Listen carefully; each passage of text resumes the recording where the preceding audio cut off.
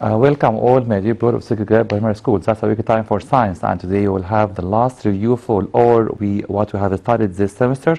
So please have some paper now and have a pen or a pencil as you like, and if you can record this episode, because today we have collected for you some important selection of questions that we have studied this semester for the second term exam. So now let's start with the first question, which is the complete the following statement. نبدأ بأول سؤال في الحلقة النهارده إن شاء الله هو سؤال complete the following statement. السؤال ده بنصحكم نصيحة مهمة جدا.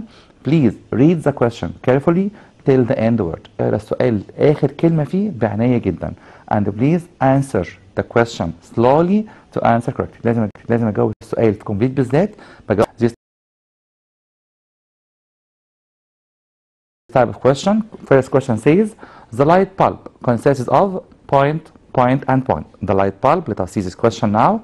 The light bulb consists of three main parts, which are base, also the glass bulb, and the filament. The light bulb consists of the base and the filament, and also the glass bulb. طبعا الترتيب هنا مش مشكلة قوي، لكن بعض الأسئلة بيكون الترتيب فيها مهم جدا جدا. Again, the light bulb. The question says the light bulb consists of the base, the filament, and the glass bulb. Another question that says materials are classified into two types from point of electric conduction. يعني قسمنا المواد لنوعين من ناحية توصيل الكهربائي. That they are electric conductors and also electric insulators. electric conductors and also electric insulators. بسمع سؤال كتير جدا في الموضوع ده، واحد يقول لي طب ممكن اكتب bad conductor و good conductor؟ تجاوزا ممكن نقول اوكي، لكن مش صح قوي. اتفقنا دايما في الكهرباء يا اما هتوصل يا لا، يعني يا اما كوندكتور يا اما انسيليتور. لكن بالنسبه للهيت انرجي الطاقه الحراريه اوكي ممكن اقول bad conductor او good conductor. So again the question says materials are classified into two types according to their conductivity of electricity. That they are electric conductors and also electric insulators. Electric conductors and also electric insulators. Another question that says suction pump. Suction pump is what? While point is a second class lever. Suction pump ترمبة المياه أو طلمبة المياه is a first class lever, as you know. Suction pump is a first class lever because it contains fulcrum between the effort force and the resistance force. While what is a second class lever? We have many examples such as wheelbarrow, nutcracker, and so on. Again, suction pump is a first class lever, while wheelbarrow is a second class lever. Suction pump is a first class lever, while wheelbarrow is a second class lever. Another question that says light bulb changes what energy into what energy? Light bulb changes electric energy into light energy. Again, light bulb changes electric energy into light energy. Another question that says filament of the light bulb is made of tungsten. Filament of the light bulb is made of what? Is made of tungsten. And we know this question is very important in a point of give reason question. السؤال ده مهم قوي في موضوع give reason. ليه بنستخدم التنجستين في الفيلامنت of the light bulb? Because tungsten has high melting point. Again, because tungsten has high melting point. So again, the filament of the light bulb is made of tungsten because tungsten has high melting point. So now let me write this give reason question. نكتب السؤال ده مع بعض كده في شكل give reason. The question says, let us write. The question says give reason. Filament نكتب مع بعض. Filament of light bulb is made of tungsten. Why or give reason? Because we know that tungsten has high melting point.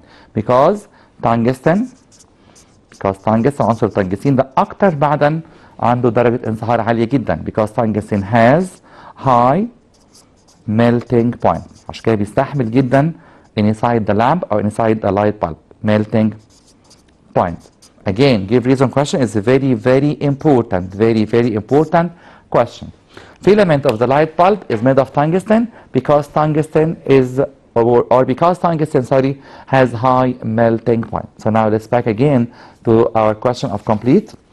Another question that says, or a problem of lever, and I advise you more and more to answer the problem of lever correctly. You must at first write the law. عشان أجاوب أي lever problem مسألة lever لازم أول خطوة أكتب القانون and conclude the value beside them or behind them, and after that you can answer the problem correctly. So now let's read this problem. The problem says, if a boy sits on a seesaw, its weight is 250 Newton at a distance about 100 meter. هنا تخيل المسألة كده، بيقول لي في ولد قاعد على سيسو على مرجيحة، وزنه أو قوة وزنه 250 نيوتن at a distance about 100 centimeter from the fulcrum, and a girl sits on the other side.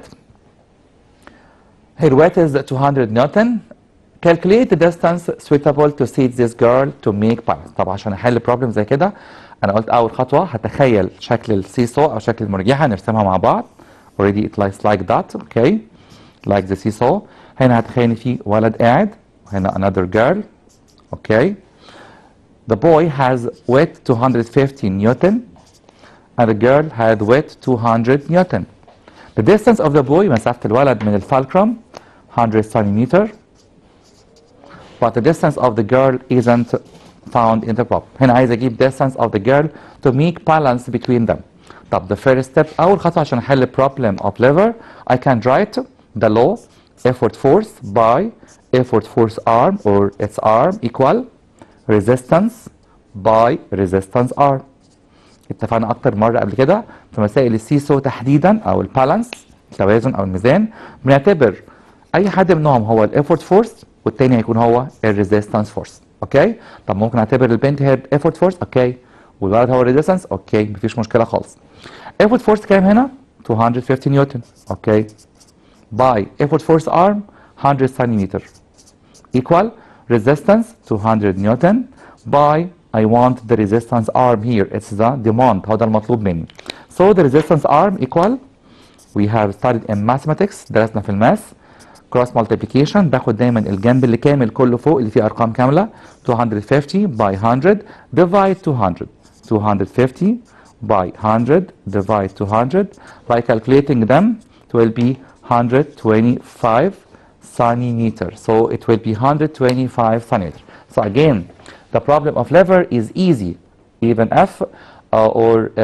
if you can answer it only if you read it carefully and you must write the law at first. عشان نحل مسائل lever problem بليز لازم اقرا كويس قوي الليفر problem او مسائل الليفر، ولازم اول خطوه اكتب اللو، بعد كده اصفي البيانات تحتيه او الفاليوز تحت اللو نفسه، بعد كده هشوف ايه اللي ناقص عندي او الديماند فاليو القيمه المطلوبه هي ايفورت فورس ولا ايفورت فورس ارم، ريزيستنس ولا ريزيستنس ارم and so on.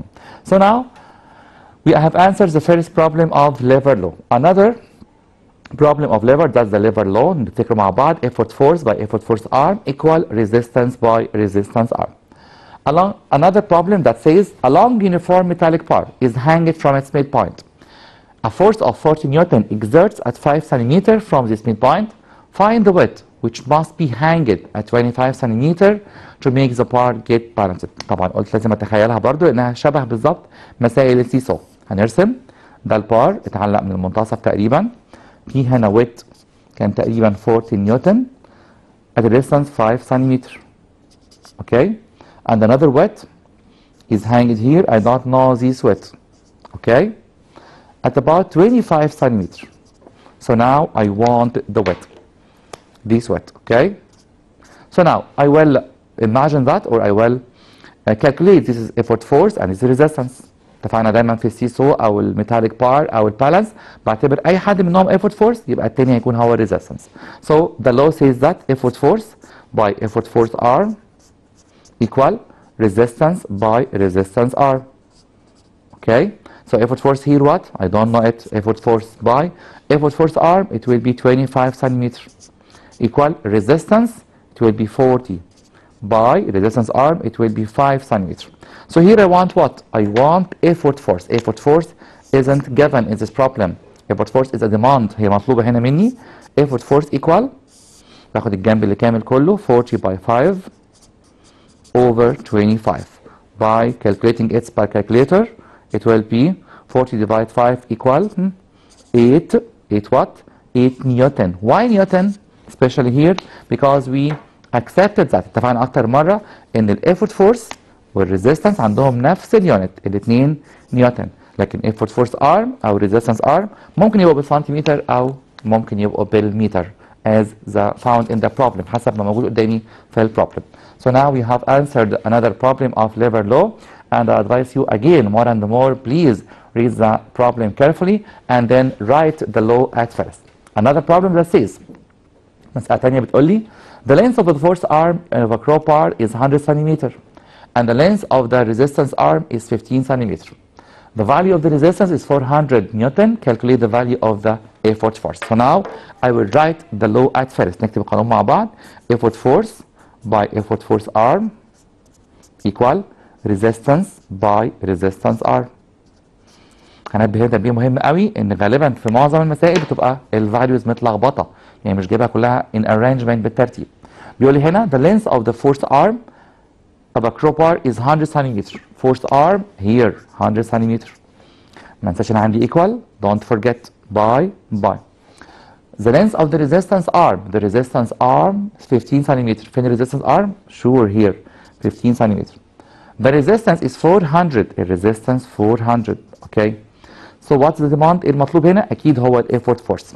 So effort force equal what? Equal 400 multiplied by 15 over 100.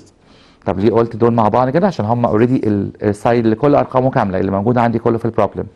Divide equal 4 by 15 equal 60. 60 what? 60 Newton. Again, why Newton? Because I accepted with you force and resistance are measured by Newton. Again, force and resistance are measured by Newton.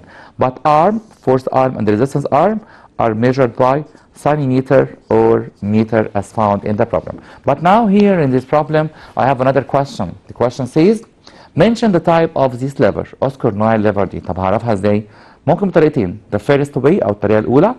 He said in this problem it's a crowbar. بيقول لي دي crowbar عتله. احنا عارفين كويس قوي ان crowbar هي first class lever. الطريقه الثانيه ودي احسن شويه بتكون في كل المسائل. ببص كويس قوي على effort force arm والresistance arm. Which one is longer?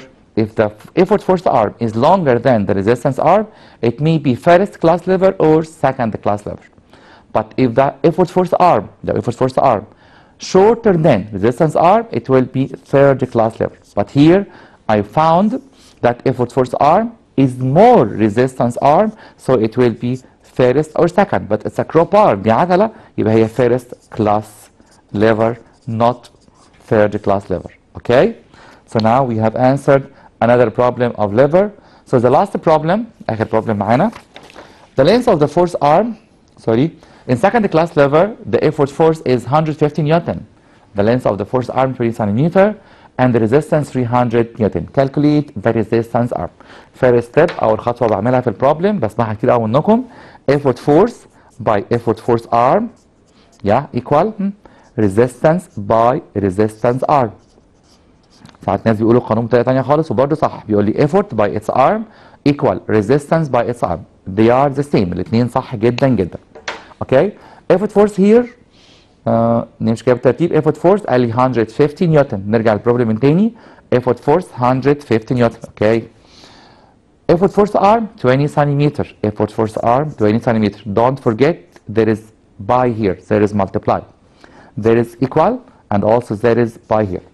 The effort force arm 20 centimeter. The resistance 300. Resistance 300. So I will need now the resistance arm. هنا هحتاج أكيد resistance arm. So the resistance arm equal what? Equal 150 by 20 over 300. So it will be divide 1, divide 150 equal 2. It will be 20 divide 2 equal 10. 10 what? 10 centimeter, because we have accepted. اتفقنا كلنا ان الارم ده زي الارم ده.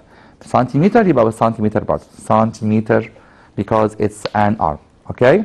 So now we have answered many problems of levers, and in this type of questions, especially the levers law or the lever problem, I advise you please read the problem carefully and then write the law at first, and then you can conclude the value under each one of them and at last you will find the absent value. في الاخر خالص بيطلب مني القيمه اللي مش مطلوبه. في بعض مسائل الليفر تاني حليناها قبل كده كتير جدا بيكون الفور فاليوز كلهم اوريدي موجودين. طب هيطلب مني ايه؟ هيطلب مني في بالانس ولا لا؟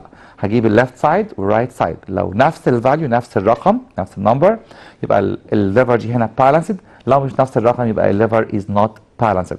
So now let's move to another type of question which is the choose the correct answer. I know all of you like this question a lot. But this question is a double-edged weapon. هو سلاح ذو حدين السؤال ده بصراحة. ليه؟ Because maybe there are more than one answer is correct. ربما يكون في أكثر من إجابة صح.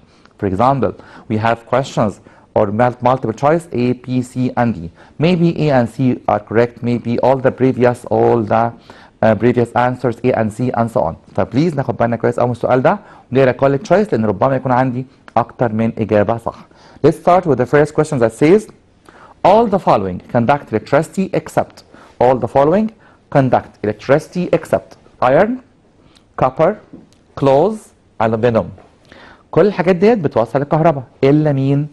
Sure, cloth because cloth is an insulator or because cloth are insulator material.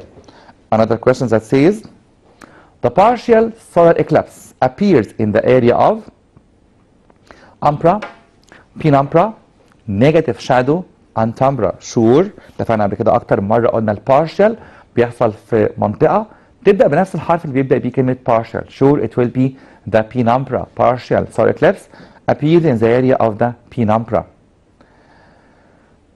The filament of the light bulb is made of tungsten, copper, lead, iron. Sure it's tungsten and also we had studied that filament is made of tungsten because tungsten has high melting point. Again, because tungsten has high melting point.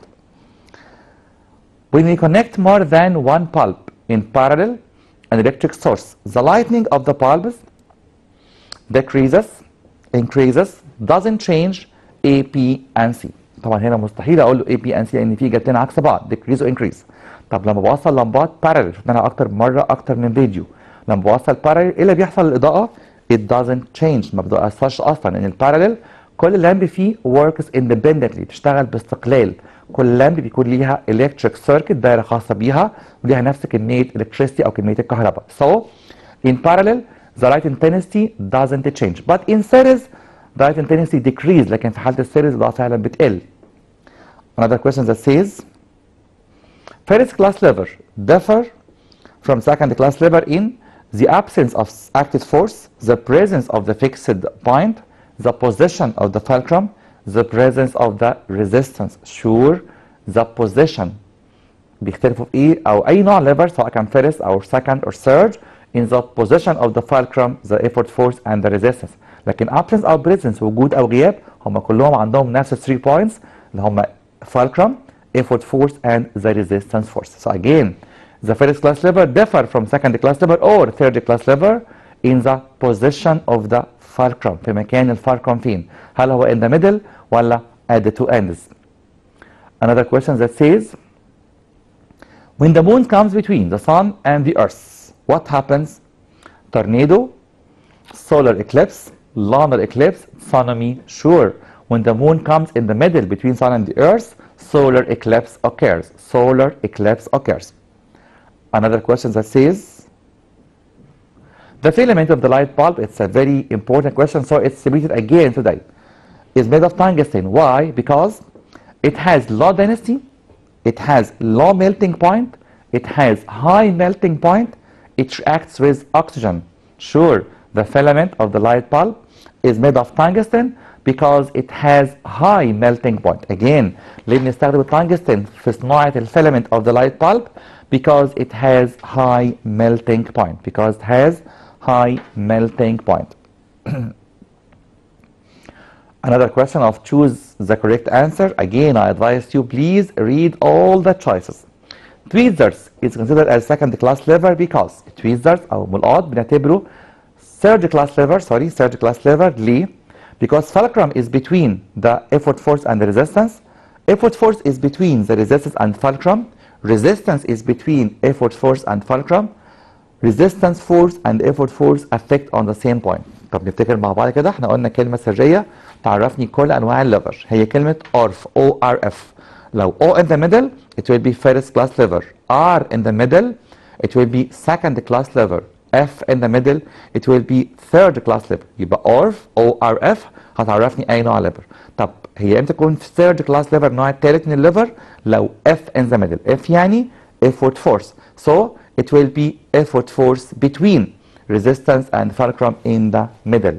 When effort force is between resistance and the fulcrum. Again, tweezers is considered as third class lever because effort force is between resistance and the fulcrum. Another question that says, to observe solar eclipse safely you should wear. عشان نلاحظ كسوف الشمس بأمان لازم أرتدي special glasses, heavy clothes, medical glasses, lenses. Sure, we must wear special glasses خاصة اللي بنستخدمها في 3D cinemas أو 3D dimensions because it protects us from very harmful radiation that are infrared radiation and also ultraviolet radiation. But now we have another question, and after that we have a break. Okay, which of the following is second class liver? Sure, it will be wheel barrow. So now we have a break, and after this short break we'll meet again with our friend is our first prep grade, because we have also another collection of very important questions for them in their exam next week inshallah. Now thank you and goodbye with all possible success.